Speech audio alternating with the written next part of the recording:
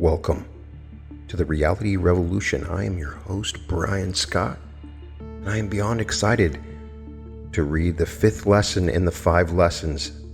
So far, we've had a wonderful time covering the 5 lessons. These all together, to me, are better than The Feeling is the Secret.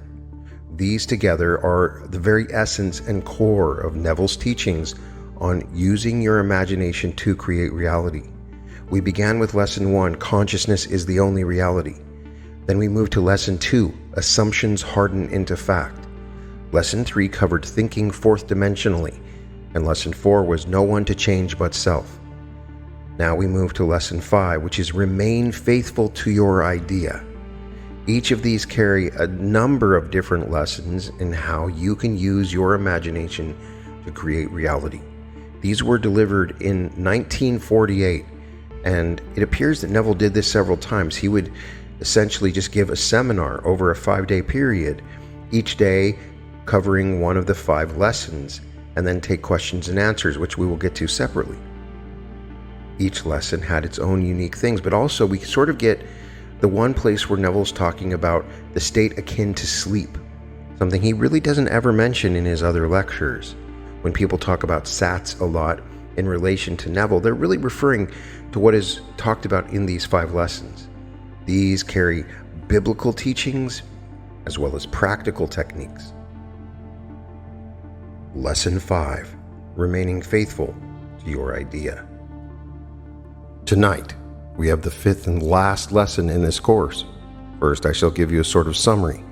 What has gone before?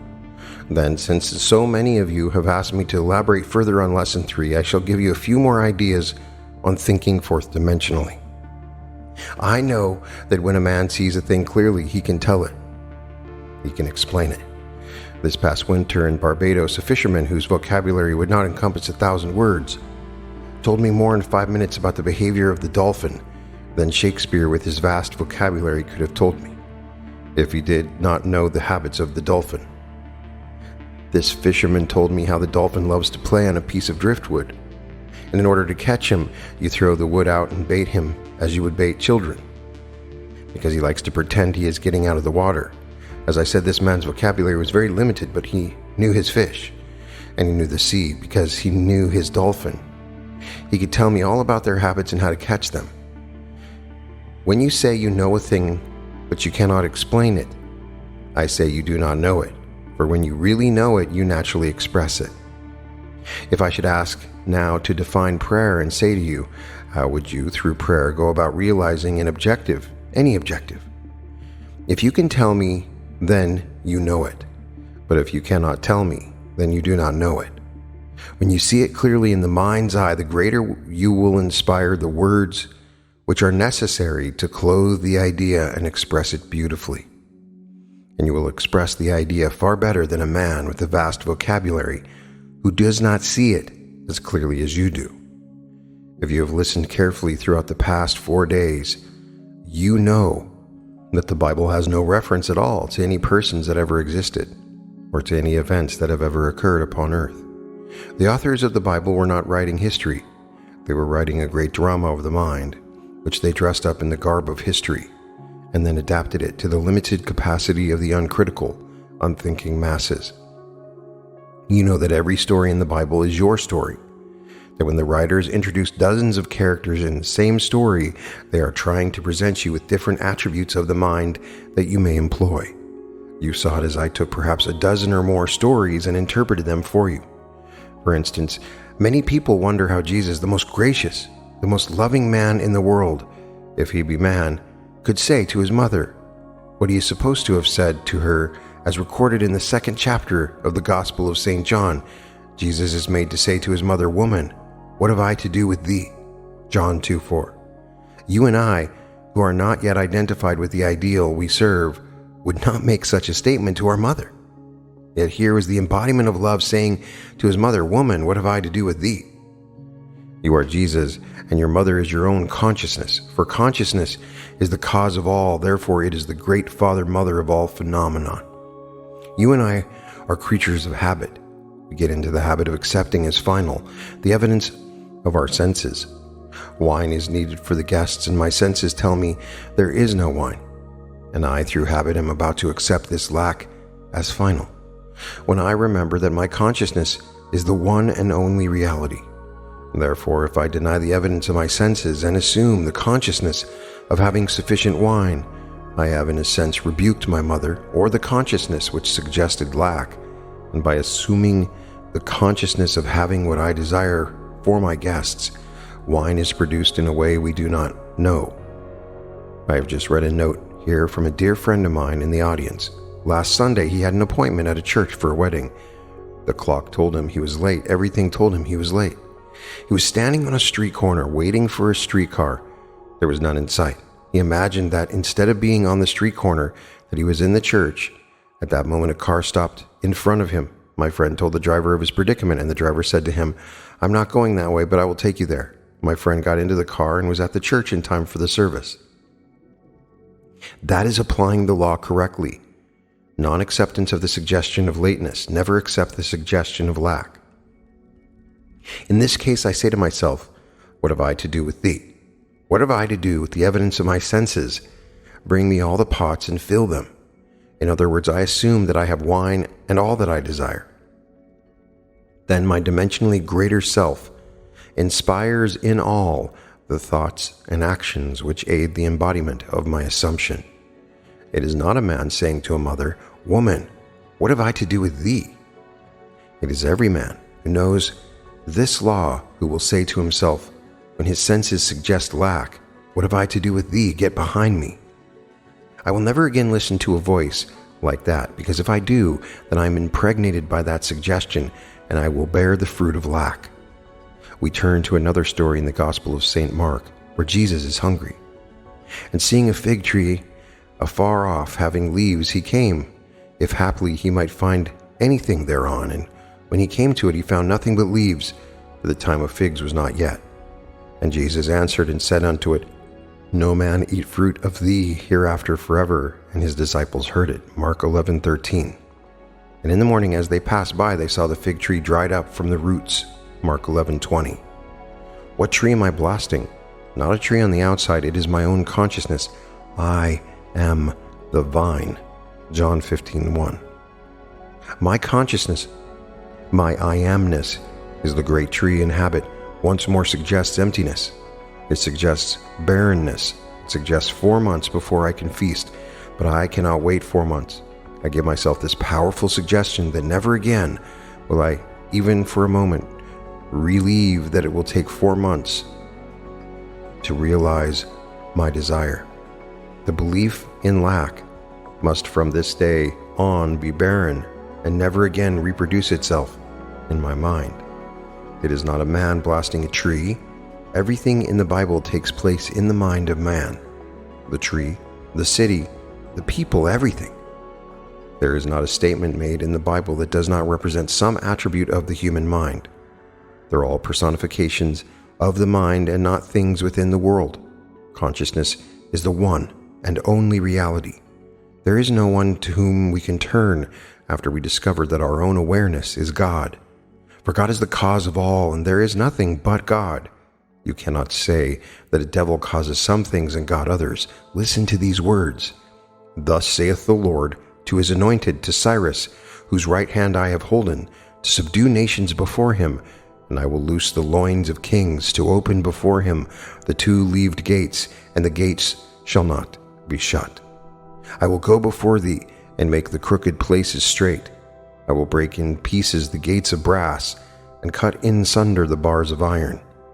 And I will give thee the treasures of darkness and hidden riches of secret places, that thou mayest know that I, the Lord, which call thee by thy name, am the God of Israel. Isaiah 45:1. I form the light and create the darkness. I make peace and create evil. I, the Lord, do all these things. Isaiah 45:7. I have made the earth and created man upon it. I, even my hands, have stretched out the heavens, and all their host have I commanded. I have raised him up in righteousness, and I will direct all his ways. He shall build my city, and he shall let go my captives, not for price nor reward, saith the Lord of hosts.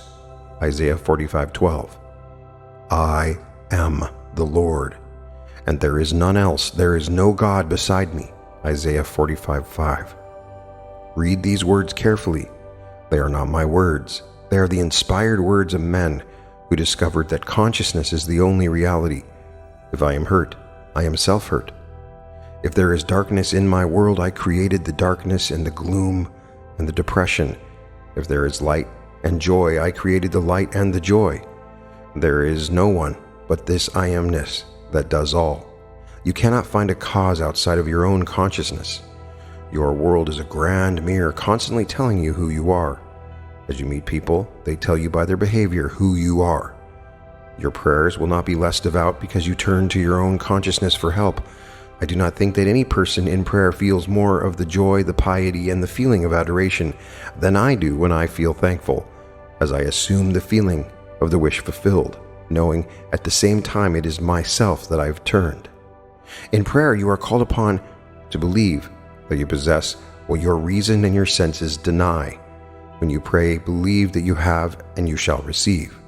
The Bible states it this way: Therefore I say unto you, what things soever ye desire, when ye pray, believe ye receive them, and ye shall have them. And when ye stand praying, forgive, if ye have aught against any, that your Father also which is in heaven may forgive you your trespasses. But if ye do not forgive, neither will your Father which is in heaven forgive your trespasses. Mark 11:24. That is what we must do when we pray.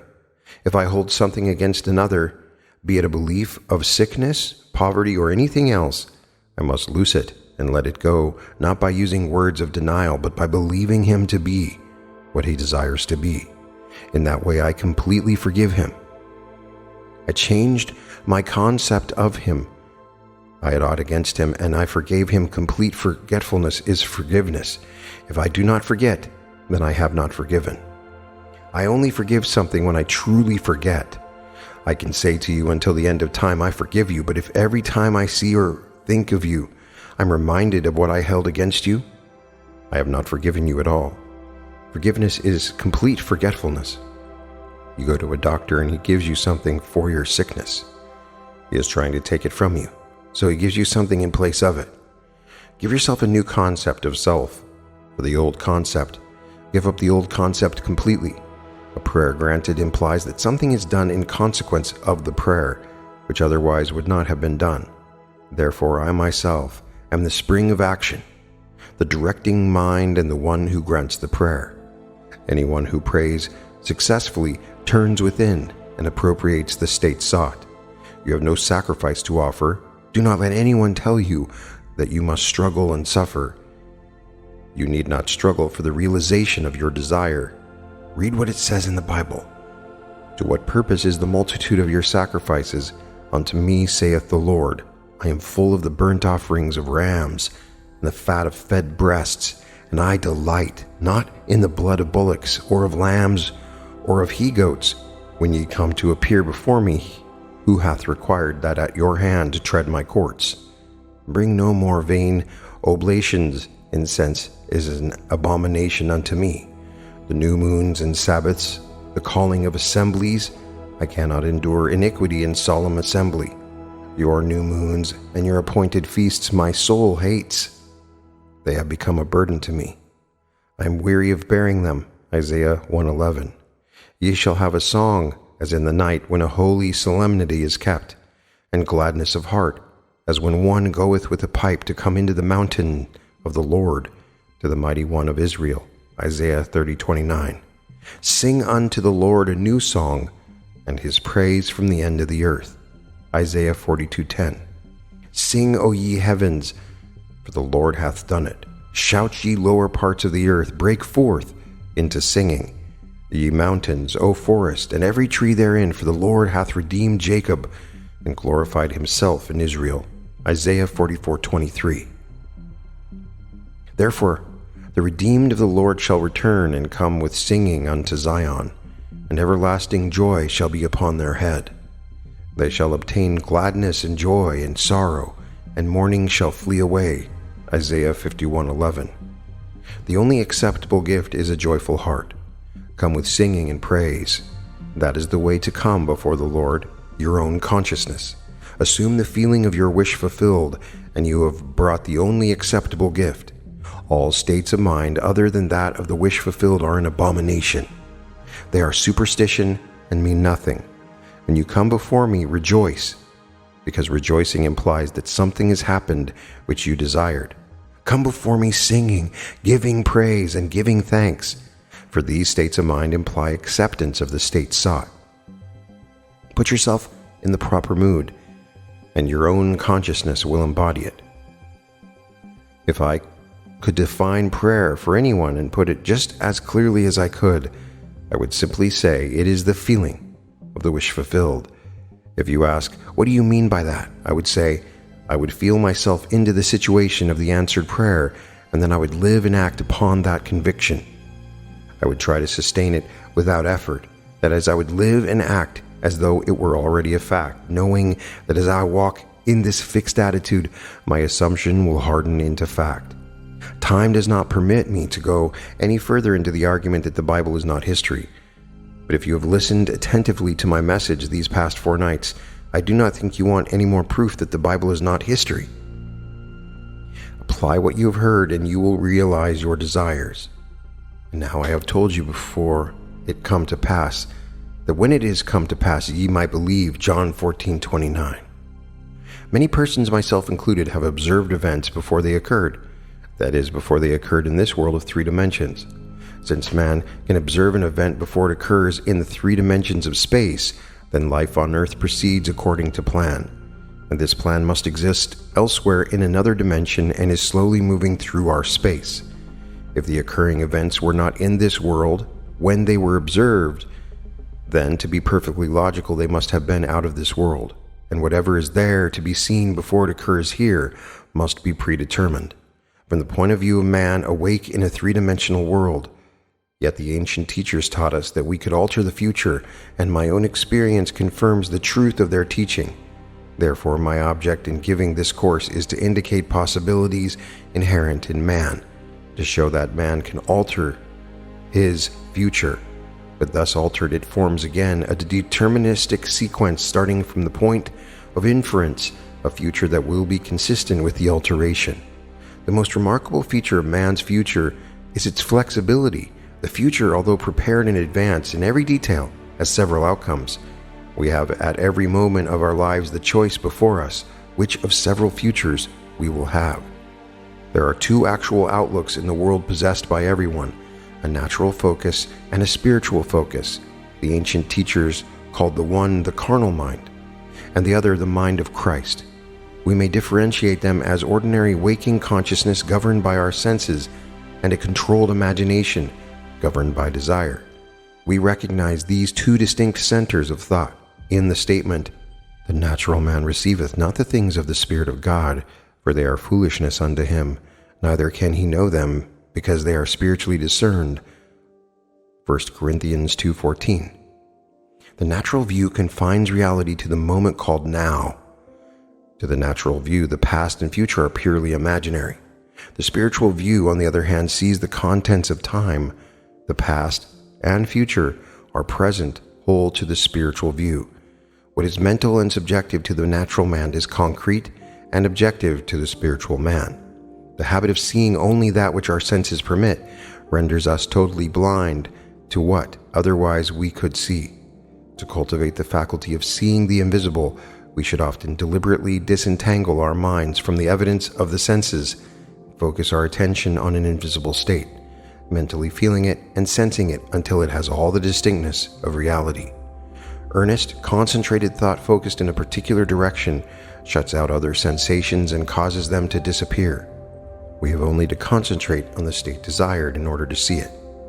The habit of withdrawing attention from the region of sensation and concentrating it on the invisible develops our spiritual outlook and enables us to penetrate beyond the world of sense and to see that which is invisible. For the invisible things of Him from the creation of the world are clearly seen. Romans 1:20. This vision is completely independent of the natural faculties. Open it and quicken it. A little practice will convince us that we can. by controlling our imagination, reshape our future in harmony with our desire.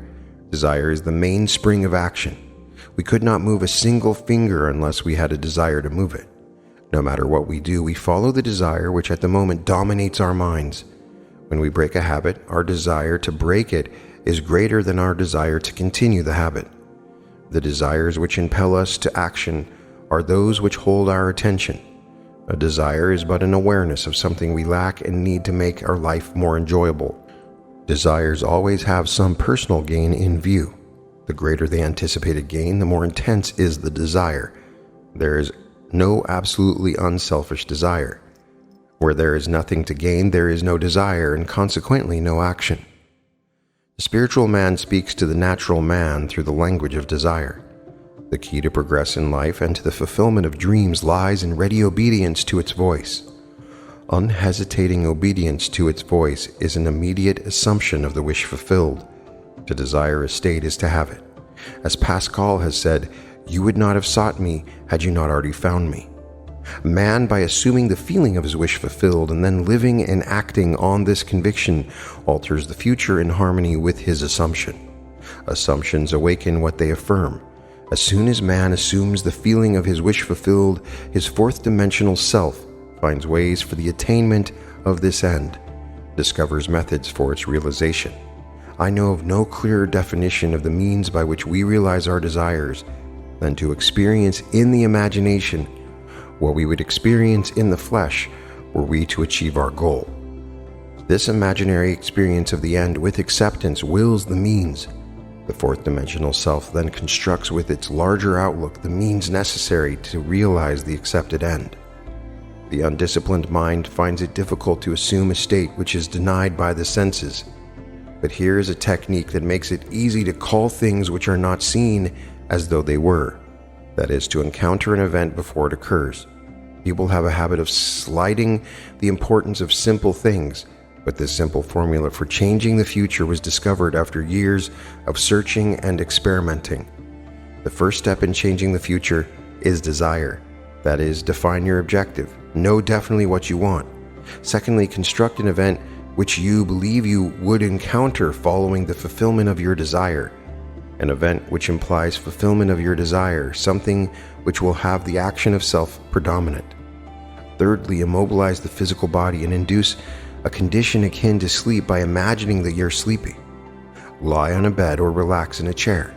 Then, with eyelids closed and your attention focused on the action you intend to experience in imagination, mentally feel yourself right into the proposed action, imagining all the while that you are actually performing the action here and now.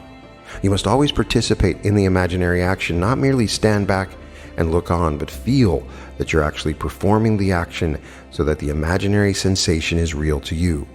It is important always to remember that the proposed action must be one which follows the fulfillment of your desire. Also, you must feel yourself into the action until it has all the vividness and distinctness of reality. For example, suppose you desire promotion in your office. Being congratulated would be an event you would encounter following the fulfillment of your desire. Having selected this action as the one you will experience in imagination, immobilize the physical body and induce a state akin to sleep. A drowsy state, but one in which you are still able to control the direction of your thoughts. A state in which you are attentive without effort. Then visualize a friend standing before you. Put your imaginary hand into his, feel it to be solid and real, and carry on an imaginary conversation with him in harmony with the action.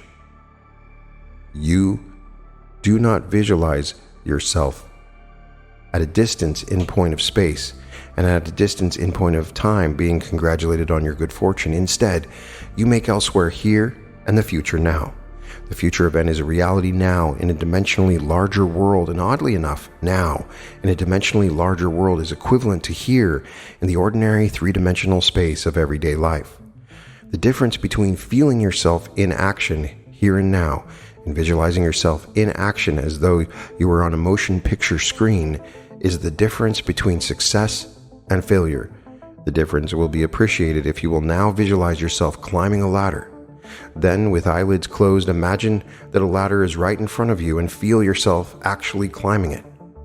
Desire physical immobility bordering on sleep, an imaginary action in which self-feelingly predominates here and now, are not only important factors in altering the future, but they are also essential conditions in consciously projecting the spiritual self.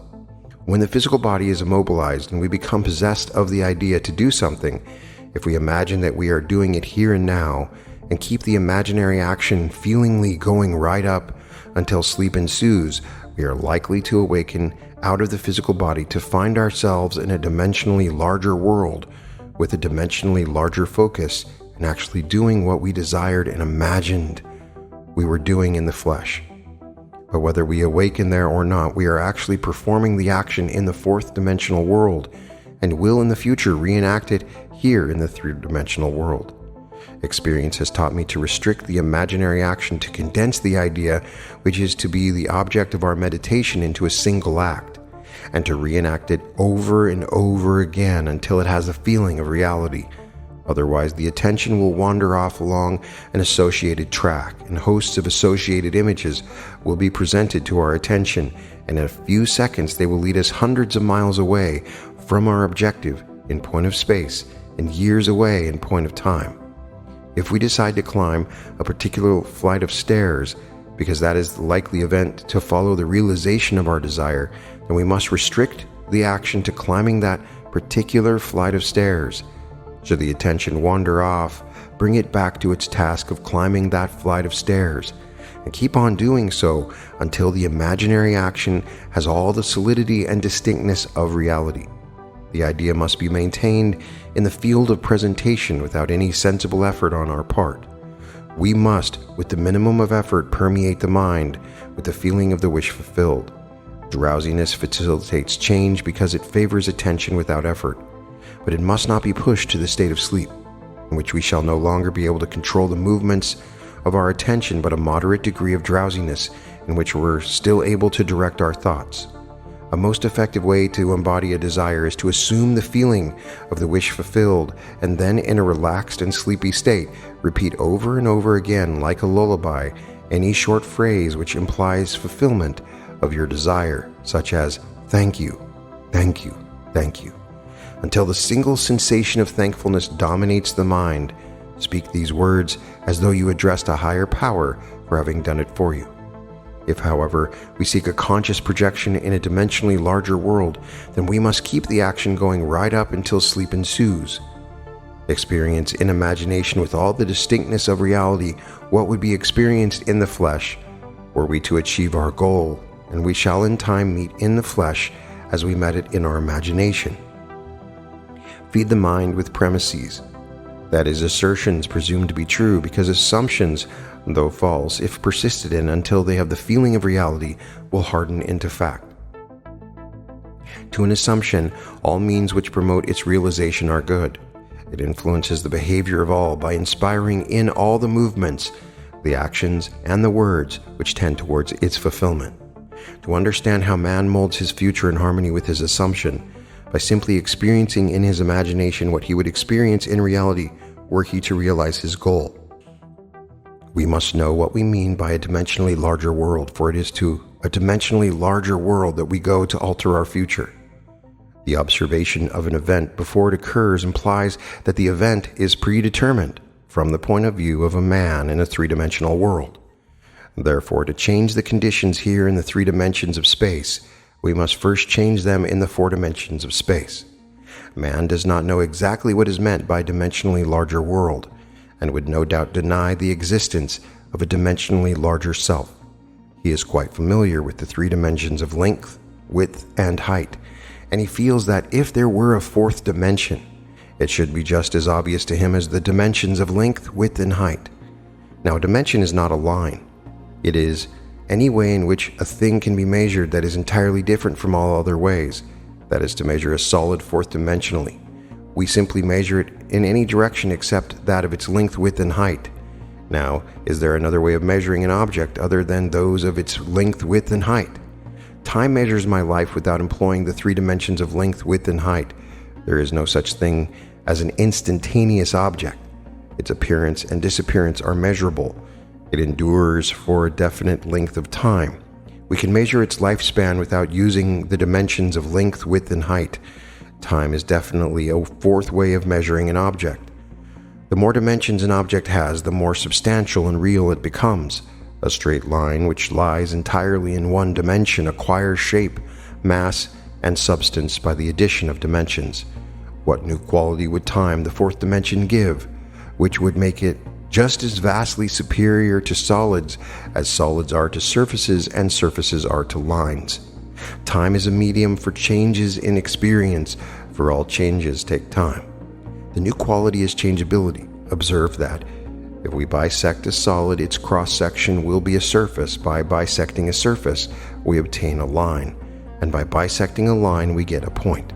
This means that a point is but a cross-section of a line, which is in turn but a cross-section of a surface, which is in turn but a cross-section of a solid, which is in turn, if carried to its logical conclusion, but a cross-section of a four-dimensional object. We cannot avoid the inference that all three-dimensional objects are but cross-sections of four-dimensional bodies, which means when I meet you, I meet a cross-section of the fourth-dimensional you, the four-dimensional self that is not seen. To see the four-dimensional self, I must see every cross-section of moment of your life from birth to death, and see them all as coexisting. My focus should take in the entire array of sensory impressions which you have experienced on Earth, plus those you might encounter. I should see them not in the order in which they were experienced by you, but as a present whole, because change is the characteristic of the fourth dimension. I should see them in a state of flux, as a living, animated whole. Now, if we have all this clearly fixed in our minds, what does it mean to us in this three-dimensional world? It means that if we can move along time's length, we can see the future and alter it if we so desire. This world, which we think is so solidly real, is a shadow out of which and beyond which we may at any time pass. It is an abstraction from a more fundamental and dimensionally larger world. A more fundamental world abstracted from a still more fundamental and dimensionally larger world, and so on to infinity.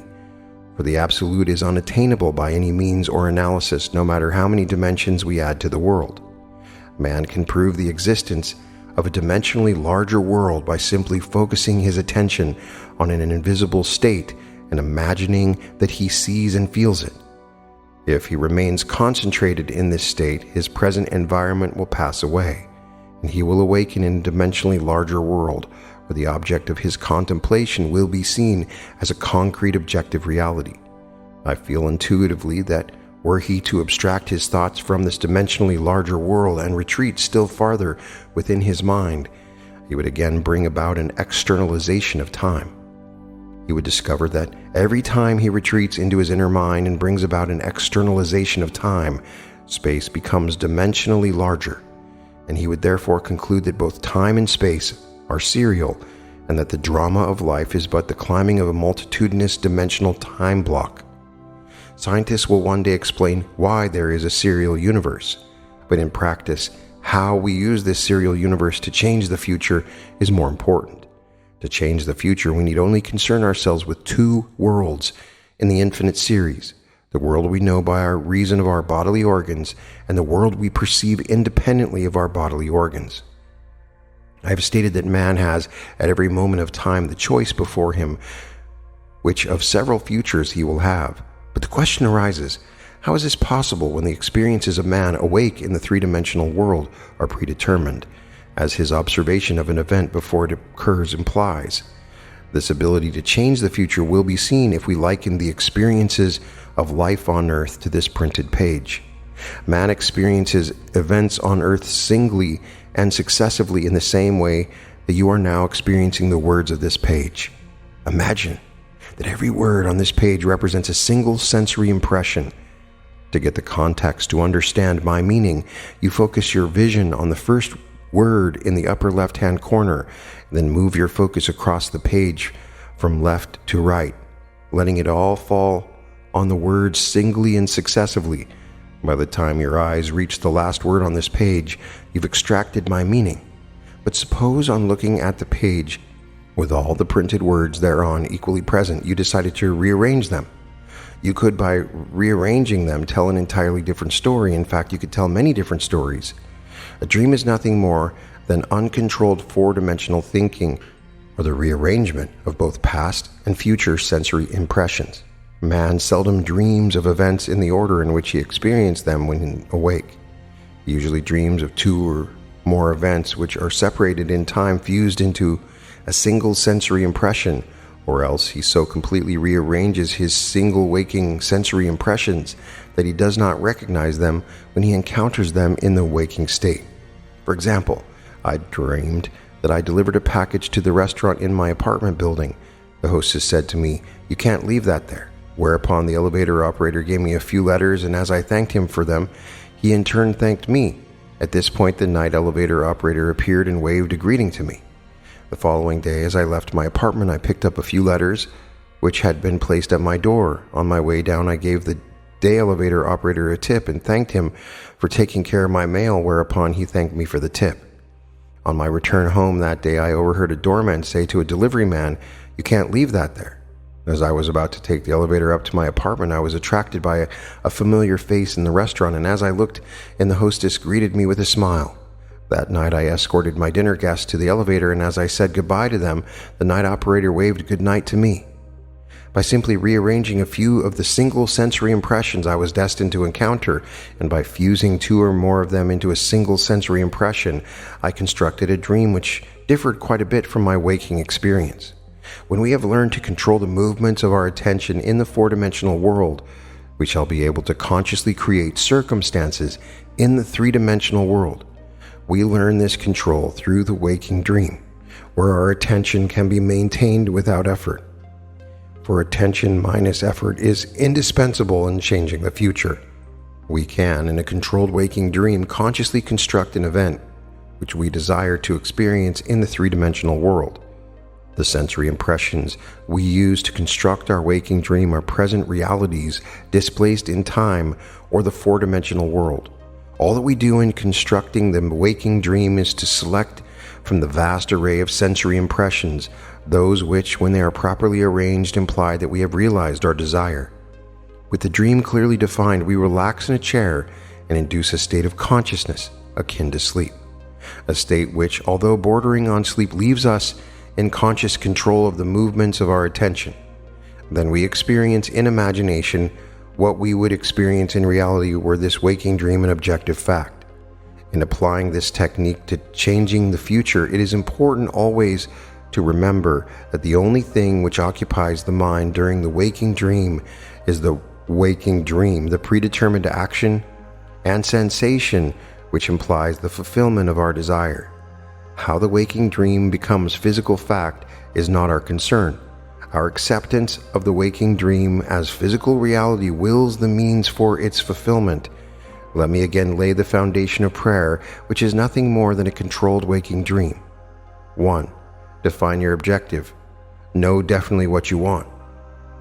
2. Construct an event which you believe you will encounter following the fulfillment of your desire, something which will have the action of self-predominant, an event which implies the fulfillment of your desire. 3. Immobilize the physical body and induce a state of consciousness akin to sleep. Then mentally feel yourself right into the proposed action until the single sensation of fulfillment dominates the mind, imagining all the while that you are actually performing the action here and now, so that you experience in imagination what you would experience in the flesh were you now to realize your goal. Experience has convinced me that this is the easiest way to achieve our goal. However, my own many failures would convince me were I to imply that I have completely mastered the movements of my attention, but I can, with the ancient teacher, say, "This one thing I do, forgetting those things which are behind and reaching forth unto those things which are before, I press toward the mark for the prize." Philippians 3:13. Again, I want to remind you that the responsibility to make what you have done real in this world is not on your shoulders. Do not be concerned with the how. You have assumed that it is done. The assumption has its own way of objectifying itself. All responsibility to make it so is removed from you. There's a little statement in the book of Exodus which bears this out. Millions of people who have read it or who have had it mentioned to them throughout the centuries have completely misunderstood it. It is said, "Steep not a kid in its mother's milk." King James Version, "Thou shalt not see the kid in his mother's milk." Exodus 23:19. Unnumbered millions of people misunderstanding this statement to this very day in the enlightened age of 1948 will not eat any dairy products with a meat dish. It is just not done. They think the Bible is history. And when it says, "Steep not a kid in its mother's milk," milk and the products of milk, butter, and cheese, they will not take at the same time they take the kid or any kind of meat. In fact, they even have separate dishes with which to cook their meat. But you are now about to apply it psychologically.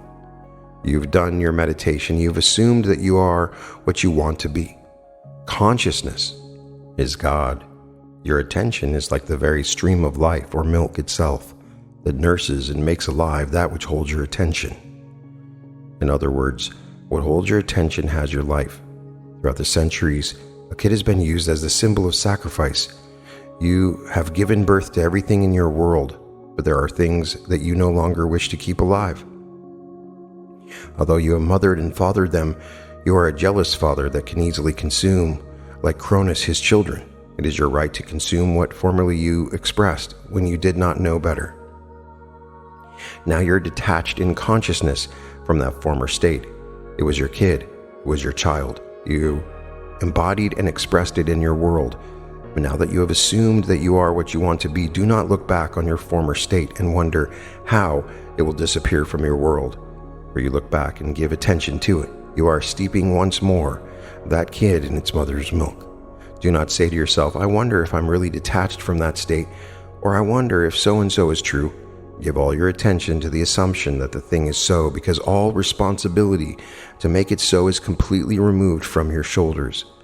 You do not have to make it so. It is so. You appropriate what is already fact, and you walk in the assumption that it is, and in a way that you do not know. I do not know. No man knows. It becomes objectified in your world.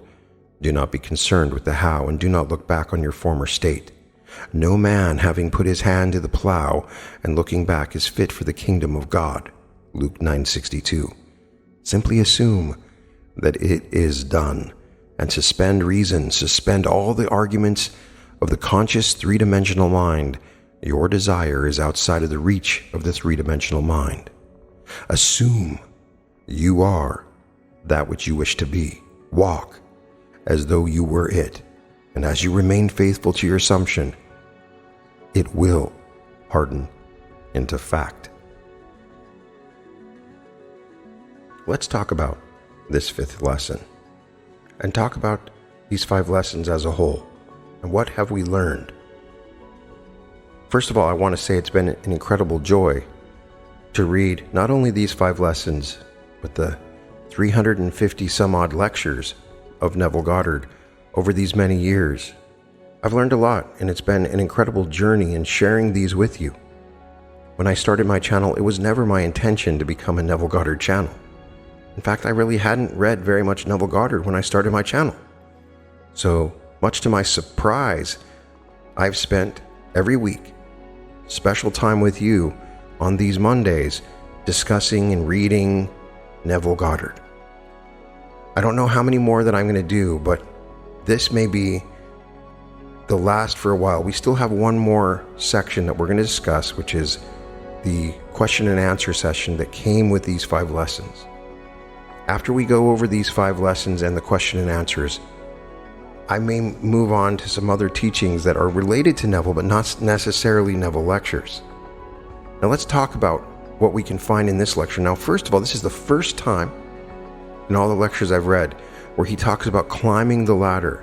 I know a very popular thing that people talk about is that Neville taught about climbing the ladder and then telling yourself, "I'm not going to climb a ladder," which I never had actually believed was true, because Neville has never told us to tell ourselves not to do something, but we do get a reference to climbing a ladder, which I get that. So that may still be a possibility.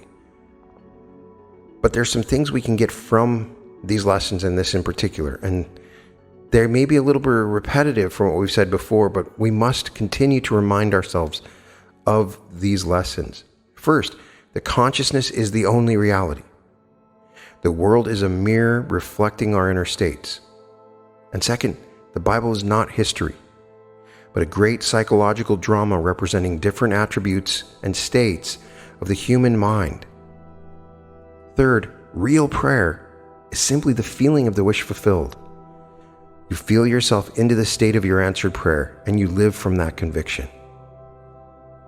And fourth, time is fourth dimension. By using imagination, we can change future events. Fifth, our future is flexible. It is not predetermined. At every moment, we have the choice of which future we select by the state we assume.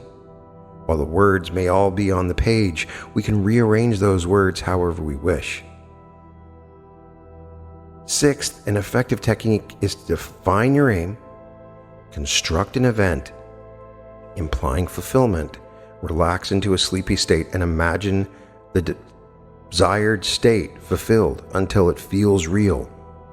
And then you just repeat that daily. And seventh, trust in the process. You do not need to figure out the how. Your assumption will harden into fact. Remain faithful to the assumption, and it will objectify itself. There's a lot more that we can take from Neville, and he's given us many different techniques. He's emphasizing the best way to do this is in a state akin to sleep or prior to sleep. He's repeated this message over and over 350 different lectures. I think we've covered this extensively, and we fully have embraced and understand the view that Neville has taught us. Nobody has a secret technique that Neville taught. There's nothing secret about this. There's no hidden technique that's existing somewhere in some lecture or book. It's all been openly discussed, and you'll find thousands of Neville videos on YouTube, and many of them are talking about the same thing. It's not a complicated science. It's not difficult. Neville has liberated the Bible for me and has empowered my view of the world and who I am. And that is the key essence I take from these teachings. I hope that you have found something that has empowered you. And if I were you, I would go back to the first Neville Goddard video that I read. I'm going to tell you a little secret. I did not read these in order. I felt like Neville was with me when I read these lectures. Neville would correct me when I would say something wrong, and he inspired me to read certain lectures. And so oftentimes I felt like I was reading the perfect lecture at the perfect time for where we were at in our consciousness together as a group.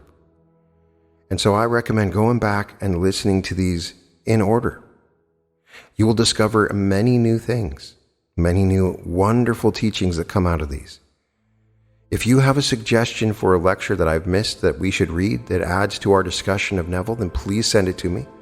I'm not saying this is the last one, but as far as I can see, this may be the last one. I never say never. In any case, it's been an amazing joy to read these lectures and to share these with you. And thank you so much for sticking with me through all these lectures and books. You can find all episodes of The Reality Revolution at therealityrevolution.com. And welcome to The Reality Revolution.